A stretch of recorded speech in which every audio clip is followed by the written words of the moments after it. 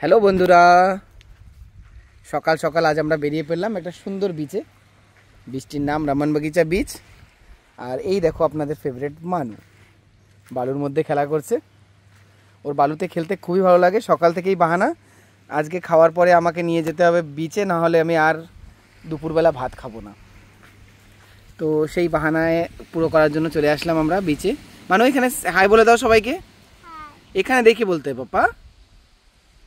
Are you happy? Are you happy, Manu? Yes. মানু এখানে খেলছে। লোকেশনটা দেখেন, খুবই সুন্দর। একটা এখানে মরা গাছের অংশ রয়েছে, দেখতেই অনেক সুন্দর লাগছে।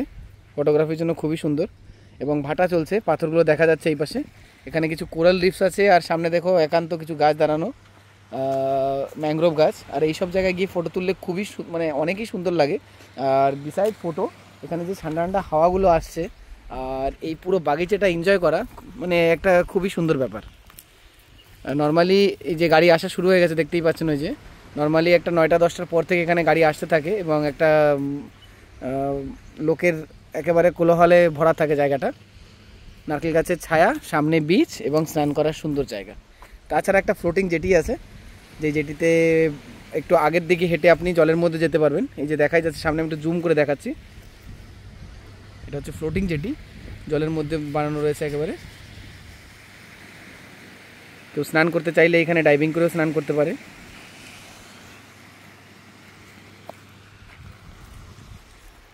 গাছগুলো দেখেন এখানে খুবই সুন্দর, ঝাউ গাছ, কিয়া গাছ।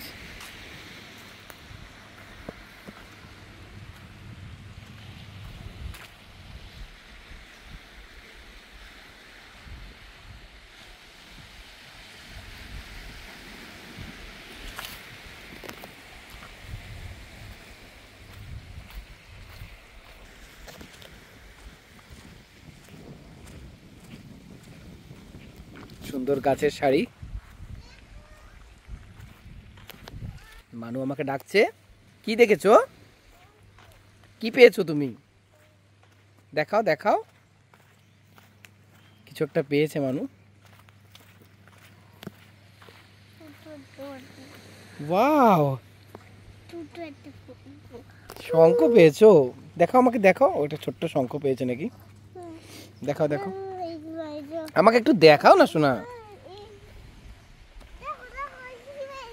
তুমি আমাকে ওই শঙ্খটা একটু দেখাও, আমি দেখাতে চাই সবাইকে।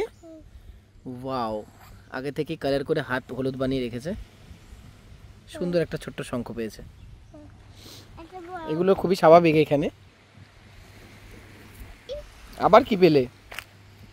ছোট্ট একটা কোরাল টুকরো। এটা ফেলে দাও বাপ্পা, এটা কিছু না, ফেলে দেবো। এটা ভালো জিনিস, ঠিক আছে রেখে দাও। এইটা কি? এখানে একটা কেউ মাজুস খেয়ে ফেলে রেখেছে। আমি এই প্যাকেটটাকে ডাস্টবিনে ফেলে দিই। সকলে আসে এখানে, সকলের ইউজ করা উচিত ডাস্টবিন, কারণ পরিষ্কার থাকলেই আমাদের আশেপাশে দেখতেও সুন্দর হবে। আশেপাশেই একটু পরপর অন্তর অন্তর ডাস্টবিন রাখা আছে, যেগুলো পঞ্চায়েতের থ্রুতে ক্লিন করা হয়। না, ডাস্টবিনের মধ্যে কি দেখবে পাপ্পা? মানুষ ডাস্টবিন দেখতে চায়। পাপ্পা দেখো কত কোকোনাট রয়েছে, দেখো উপরে।